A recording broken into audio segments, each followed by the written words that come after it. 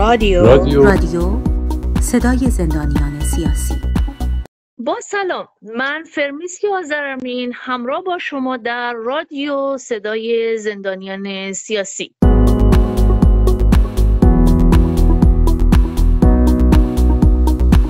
امروز 10 ژانویه برابر با 20 دی ماه 1402 ماشین کشتار رژیم جمهوری اسلامی سرعت بیشتری گرفته. در روزهای اخیر دژقیمان رژیم با بی‌پروایی و بی‌اعتنا به واکنش افکار عمومی زندانیان را به بالای چوبه دار میبرند و همزمان فشار بر زندانیان سیاسی را داخل زندانها تشدید کرده‌اند و حکم اعدام ناعادلانه برای 4 زندانی سیاسی به نام‌های پژمان فاتحی، محمد فرامرزی، محسن مظلوم و وفا آذربار صادر شده و هر لحظه جانشان در خطر طناب‌های دار جمهوری اسلامی میباشد، در حالی که این 4 زندانی نزدیک به 18 ماه است با ناپدیدسازی قهری از یک روند دادرسی عادلانه محروم بودند. در این رابطه مهمان برنامه ما خانم ماریا محمودی، همسر محمد فرامرزی را با خود داریم. خانم محمودی، خوش آمدید و به ما بگید چه خبری دارید از آخرین وضعیت همسرتون و دوستانش؟ آیا هیچ اقداماتی برایشان صورت گرفته؟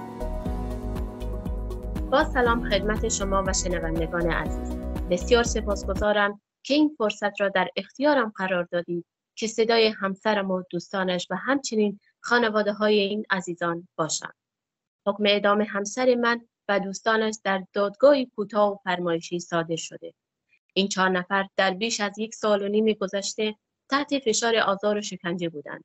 در بیخبری مطلق و سکوت رسانه‌ای به سر می‌بردند و حکومت در قبال وضعیت و شرایط آنان پاسخگو نبود. این حکم غیر انسانی و فراقضایی در دادگاهی ناصالح و در حالی صادر شده که در تمام این مدت در محل غیر از زندان نگهداری می‌شدند و از حق برخورداری از دادرسی عادلانه، حق دسترسی به اطلاعات پرونده، حق داشتن وکیل انتخابی، حق ملاقات با خانواده خود و دیگر حقوق اولیه و ابتدایی یک زندانی محروم بودند. متاسفانه به دلیل ناپدیدسازی قهری این عزیزان اجازه ندادند به وکیل مستقل. عملاً این مکان را رژیم از ما گرفته است. این امکان را رژیم از ما گرفته است تا بتوانیم اقدامات لازم را انجام دهیم. بعد از تایید حکم اعدام توسط دیوان عالی از طریق وکیل خانواده این عزیزان درخواست ادعای دادرسی و جلوگیری از اجرای حکم کرده‌ایم و به دنبال برگزاری یک دادگاه منصفانه مستقل هستیم که این کار نیازمند حمایت 100% مردم، نهادهای حقوق بشری و فعالین سیاسی و مدنی و رسانه‌های آزاد میباشد.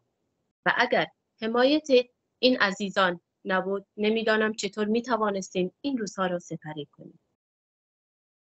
با توجه به اینکه این 4 زندانی سیاسی از حق دادرسی ناعادلانه و حتی از حق داشتن وکیل محروم بودند، خانم محمودی، شما به عنوان همسر محمد فرامرزی از جوامع بین المللی چه درخواستی دارید؟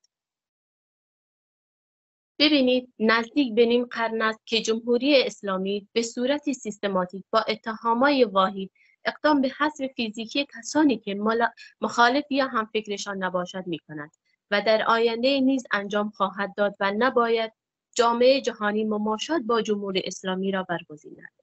اما حالا من از طرف خانواده تمام کسانی که با خطر اعدام روبرو هستند از جوامع بین المللی خواستارم با ابزارهایی که در اختیار دارد به جمهوری اسلامی فشار بیاورد تا بازدادندگی فوری و تغییر رفتار رژیم را در بر داشته باشد، به صورتی که لغو فوری و حکم در مرحله بعد برگزاری یک دادگاه عادلانه و مستقل با نظارت یک نهاد بی‌طرف و حضور وکیل مستقل.